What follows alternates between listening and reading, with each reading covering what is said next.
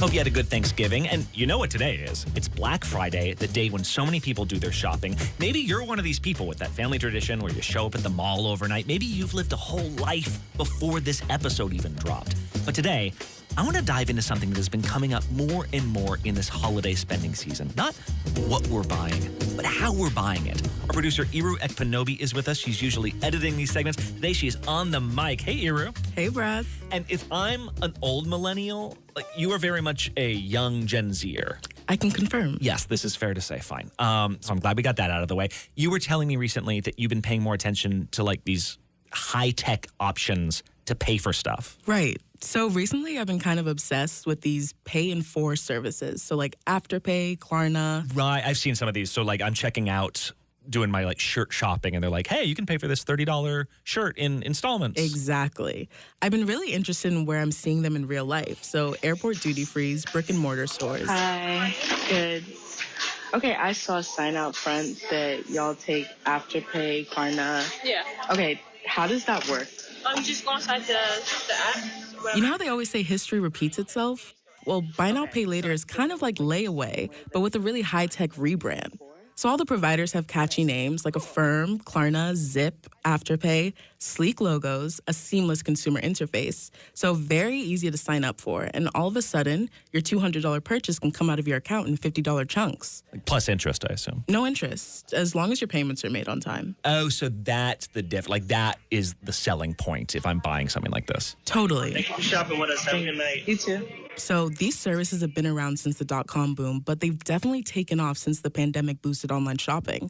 By my count, there's over 100 different buy now, pay later services, and the industry keeps growing. Right. I feel like I'm seeing it grow in real time almost. Yeah. Through my reporting, I found that these services started off pretty popular among younger millennials and Gen Z borrowers, but as they've grown, their popularity with older age groups has too. You know, I've been seeing online retailers offer them since my early teens, but the moment I noticed that they weren't just an online phenomenon anymore was this past New York Fashion Week, when Telfar held their first in-person shopping event. Telfar? Is that what? Telfeezy. If you know, you know. So Telfar is an entire unisex fashion line named after their designer, Telfar Clemens. They've done all types of collaborations, even on Olympic uniforms. But they're best known for their rectangular bag with a big embossed T in the middle. Oprah has one. Beyonce has one. Right. I've heard my wife talk about these. She called them the Bushwick Birkin. Okay, and she's iconic for knowing that. So the brand's ethos is that luxury shouldn't just be for you. It should be for everyone. So the shopping bags, which are the most popular bag, are pretty affordable for a luxury brand, between $150 to $250, but they still have to be exclusive somehow. Wait, it's so exclusive. Like, if I get a Telfar bag, would I ruin it for everyone? Well, that's the thing. You'd be hard-pressed to find one. Telfar bags are hard to get because they drop a limited amount in only one color at a time. So the drops are usually announced on Instagram or through their mailing list, and they drop at 12 p.m. every time on the dot. Much drama. It's the hype model, Brad. You have to really want it or be willing to spend 2 to 3 times the retail amount on a reseller. I have a large black, large dark olive, chocolate, double mint, leaf, green screen, grape, oxblood, tan. There's videos that will walk you through how to get them online. So the bags sell out in minutes. If you don't have your credit card or your address already preloaded, you're going to miss it. Do you have one? Brad, of course. I have 3. You have 3 of these bags? I do have 3. One is my work bag, so it's fine. No, you work from home. What do you mean your work bag? Today, I'm in the studio with my work bag. Did you use it using buy now, pay later? I bought them in full. I budgeted for them and everything, but I definitely have used buy now, pay later on purchases I did not budget for. Can I say those were all smart purchases? No, but they did give me great insight for this story, so worth it. Okay, so back to the backdrop. Really a moment in Fashion Week history. While other brands are putting on runway shows for Fashion Week, designer Telfar Clement is challenging what it means to be successful in the fashion industry. So for only 2 hours on Sunday, September 10th, Telfar announced that they would have every shopping bag they've ever made in stock. All the colors: black, silver, bubblegum, chocolate, grape, green screen, corned beef. They have a color called corned beef? They do. It's a really pretty pink. That sounds not pretty, but this all sounds very exciting. It really was. So there were thousands of bags hung up from floor to ceiling in that store. Very much candy store energy. People were lined up around the block for hours in the rain.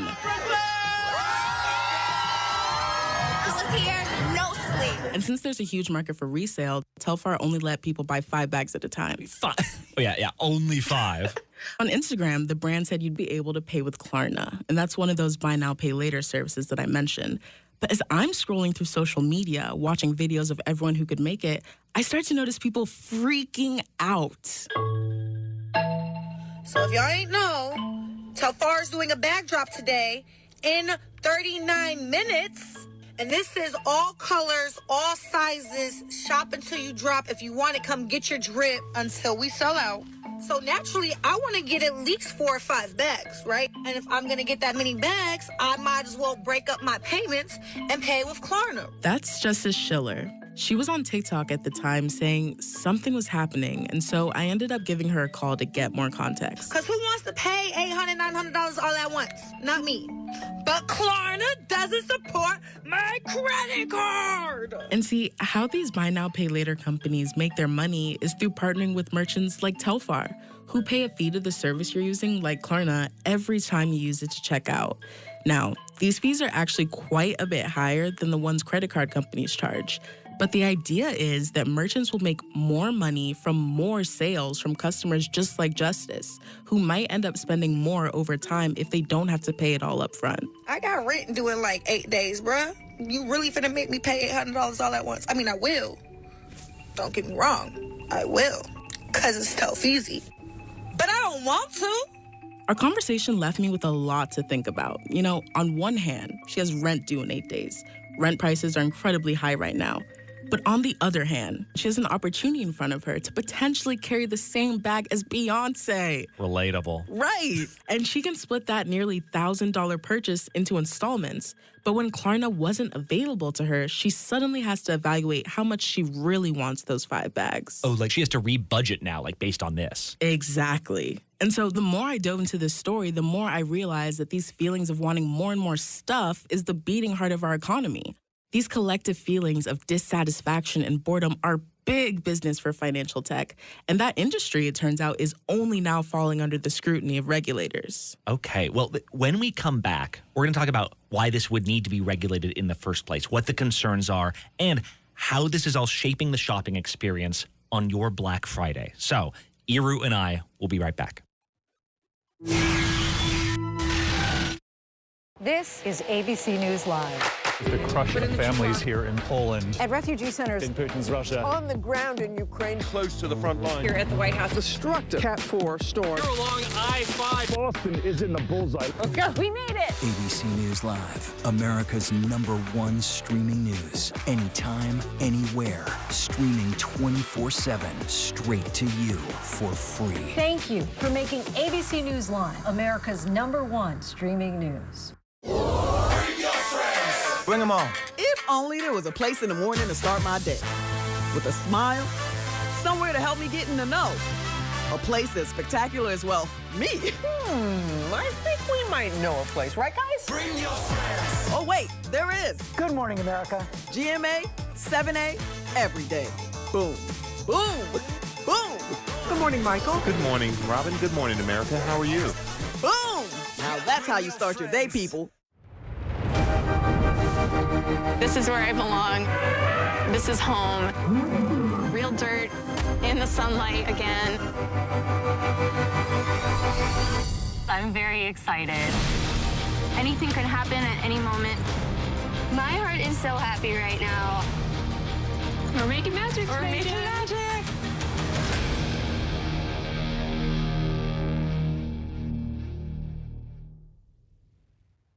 Tonight, we celebrate the best rapper alive. This is the Lil Wayne you know. Make some noise for this foreigner. Hey, This is the Lil Wayne you don't know. Who is Lil Wayne in 2022?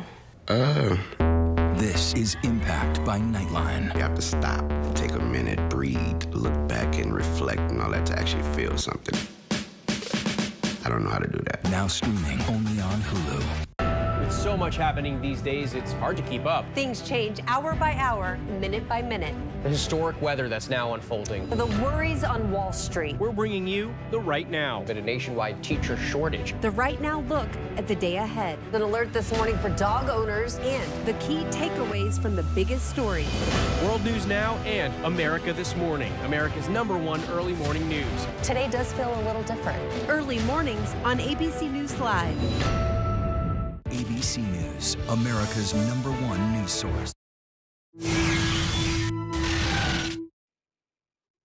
Okay, we are back on Black Friday with our producer, Iru Ekpunobi. It's good to be in the studio with you, Iru. The question I have about buy now, pay later is, haven't we always done this? What is actually new about these services? Good question. Can I take you back in time a little bit? Please do. Dashing through the snow in a one-horse open sleigh.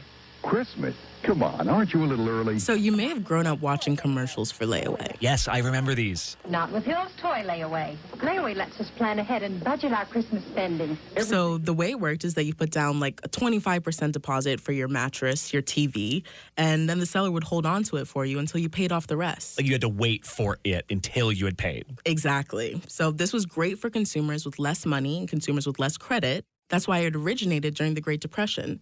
Then, between the 80s and the early 2000s, layaway fell out of fashion because Americans got credit cards. So if you have the credit score to be approved for a credit card and you pay it off on time, credit cards have benefits. 1, you get your stuff right away. That was new. 2, you can build credit to get loans on bigger purchases like a car or a house. And so having a credit card becomes synonymous with adulthood. My parents literally told me you should get a credit card because that's the more responsible thing to do. Exactly, me too. They just said when you use it, pay it off. So then, 2008. Another day on Wall Street, another plunge in prices. News from Wall Street has shaken the American people's faith in our economy. And it's the second month in a row that consumers have cut back on spending. And the report sent Wall Street into a slide. This is serious. Low-income consumers suddenly lose a lot of their access to credit. The banks are tightening their belts, and guess what the big retailers do? They dust off their old layaway programs. Hard. Give your credit cards a rest this holiday season. Put Christmas on layaway at Pawn Mart. Only now, people aren't used to having to wait for stuff. Oh, the culture has changed. That's it. So now, in 2022, we're potentially entering, brace yourself, a recession. We're in the exact type of economic environment that installment payment plans thrive in. And this can be backed up. Earlier this month, the Fed put out a survey of bank lending practices, which showed standards have tightened for approval of credit card loans, while demand for these same loans has increased. Oh, so it's harder to get approved for a credit card, and then buy now, pay later starts popping off. Yes. And people are feeling extra pinched because of inflation. Honestly, I was back and forth on my own personal opinions on this, so I figured it was time to take it to an expert. My name is Dr. Jared Watson. I'm an assistant professor of marketing at NYU Stern. So I reached out to Professor Watson. He's a behavioral economist whose research focuses on the consumer psychology behind programs like Buy Now, Pay Later. Yeah, I think of inflation is probably fuel being added to the fire, but it's not the fire itself. We like to rationalize our purchases. We like to find ways to buy things, right? So being able to say man, instead of this Xbox costing $500, it's only $125 a month, right? It'll appear, cheaper if I can use the pay in 4 method. And so I think the buy now, pay later appeal occurs regardless, but inflation and supply chain issues cause us to now want to rationalize more purchases. Basically, this concept isn't new. Paying in installments has always existed, especially in times of low credit availability. And as the economy's taken a downturn since 2020, the data shows that all ages of borrowers have had increasing trouble keeping up with their payments. But it's that Gen Z demographic, and that's people between the ages of 18 to 25, who've been missing payments even before that. And I think there's a reason critics say that Gen Z is engaging in unsustainable consumption. It's what some are describing as this perfect storm moment. We're consuming more media than any other generation, and a lot of that media is very nihilistic. At the same time, we're constantly being marketed to. It's like The earth is dying. Summers are only getting hotter. So take 50% off swimwear at checkout. Yes. So demand and consumption are through the roof, and financial technology startups keep popping up to meet that demand. It seems to me that as a generation, we're willing to pay money we don't have to feel good right now because the times feel really bad. I would venture to say that consumer dissatisfaction entirely powers the economy. It drives every purchase decision we make. Once we acknowledge that we have some type of problem, that enacts our consumer decision journey, which says, I need to find a solution to this problem. And buy now, pay later makes that a little bit more approachable by breaking that up into smaller pieces for us. And I have a hot take on this. I'm not surprised you have a hot take on this, Iru. We are in a climate apocalypse. If humanity is going extinct, if whenever I think about my future, I have to think, is it even ethical to bring children into this world? I might as well have something cute to put my apocalypse supplies in. If in the future, the only way to get fresh air is through an oxygen tank, I'm gonna keep that tank in my Telfar. That's bleak, Iru. It really is. It's a lot of dread to cope with, but I don't think I'm alone in this coping mechanism. Each phase of the pandemic has been brutal. Coming out of lockdowns, we want to spend money feeling good. And for a lot of people, to feel good is to look good. Right. I was going to say, but like in my generation's recession, we were told the reason we couldn't buy houses now was because you're just too addicted to avocado toast, millennials, when actually, in reality, we were being set up to fail in lots of ways. Right. There's a complicated relationship between how we feel and how we spend money. And that means we don't always act rationally. What that really boils down to is that people hate to actually spend money, right? Like we hate to lose money. There's pain associated with us paying for things. We might like what we get from it, right? And that can offset some of the pain, but nobody likes to just lose money out of their bank account. And so one of the nice things of this buy now, pay later feature from a sort of a psychological perspective is that some of this is happening behind the scenes, right? It happens passively in the background. So if I have to pay bills suck, but if money just vanishes from my bank account, like less work for me, that's all part of the plan. Exactly. And a recent survey by TransUnion, which is a consumer credit reporting agency, found that buy now, pay later consumers trend younger, are more economically vulnerable, and are more likely to use these services during the holiday season. And you mentioned that the industry is starting to be regulated. Can you tell me more about like what that means? Yeah, so the Consumer Finance Protection Bureau recently published a report looking into buy now, pay later, and they found a few key things.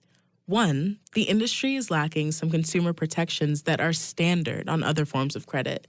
Two, the industry is getting a lot more competitive. Remember, there are more than 100 of these services, so as their profit margins shrink, some of these companies are shifting towards data harvesting, basically building a profile on your shopping preferences and behaviors and potentially monetizing that. That's interesting. That's new. And three, which was major, the Bureau found that buy now, pay later is engineered, they said, to encourage consumers to purchase more and to borrow more. And again, there's no initial interest on these buy now, pay later loans if your payments are made on time. But if you miss a payment, or you reschedule it, or if there's just not enough money in your account to cover an automatic payment, some of these services impose late fees. And if those late fees start to accumulate across your debts, across multiple services, it can become crippling. What do the companies say? Because I assume the companies would say, we're providing a service. So I reached out to Afterpay, Klarna, and Affirm, a few of the biggest buy now, pay later companies, and I shared with them some of these concerns. I got statements back, from which my main takeaway is every buy now, pay later company is not the same. Representatives from Afterpay and Klarna, for example, let me know that after just one missed payment, a consumer is barred from using their service until that payment is made. Now, that doesn't mean that that same consumer can't go and set up an account on another service because buy now, pay later services don't yet report to credit bureaus. So no one is monitoring consumer behavior from service to service. And on the one hand, that's not necessarily a bad thing because a low credit score can be a big barrier for consumers, and reporting missed payments would definitely damage your credit score. In fact, many of these buy now, pay later companies claim that they were created to help consumers pay responsibly and avoid debt. But on the other hand, if you're making your payments consistently, like many buy now, pay later borrowers are, you're not building any good credit or being rewarded for using these services. A representative from Affirm, different company, highlighted a line from the Consumer Finance Protection Bureau's report that said, Buy now, pay later products impose, quote, significantly lower direct financial costs on consumers than legacy credit products, unquote. That's really important, and it's an indisputable fact. But people do go into credit card debt every day, so it's not the highest bar to clear. Right. There's a lot of talk on social media about the 20-year trend cycle, how everything that was popular 20-ish years ago is going to come back around, like bucket hats and low-rise jeans. And I'm not saying that the economy is the same thing as denim, but a similar thing does happen with economic tools. During a depression, layaway's in fashion, and then credit rises and we drop it. Then comes the Great Recession and layaway's back. Now, when inflation rates are painfully high, it's been reincarnated as buy now, pay later. This is not the nostalgia I was looking for. Me neither. And I don't think it's very helpful to only contribute to the narrative that we're doomed and there's nothing we can do. So I scouted for some actionable shopping advice heading into this Black Friday. This is what Professor Watson had to say. I would advocate going into the holiday season to think about the holistic impact your purchases will make. When I think about buying gifts for my children, I can think about every individual purchase and saying, will my child like this, yes or no? Or I can think holistically about how satisfied will my child be with their holiday season, right? In doing so, that probably means that I'm going to have fewer but higher quality purchases relative to more but lower quality gifts for my child.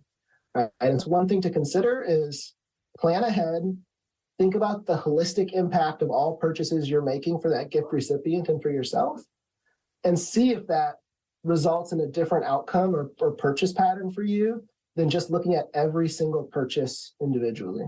So to recap, there's a lot of technology designed to help you spend more money.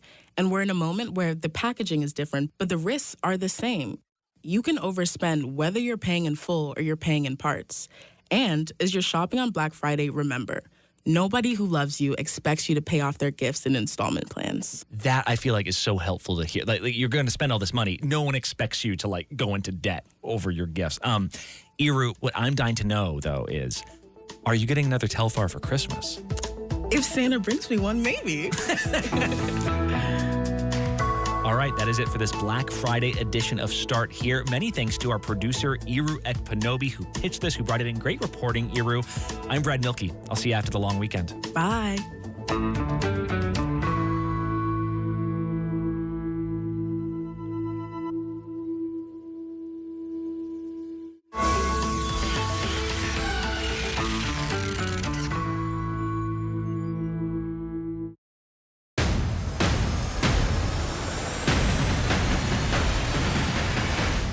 After an extraordinary news-making year,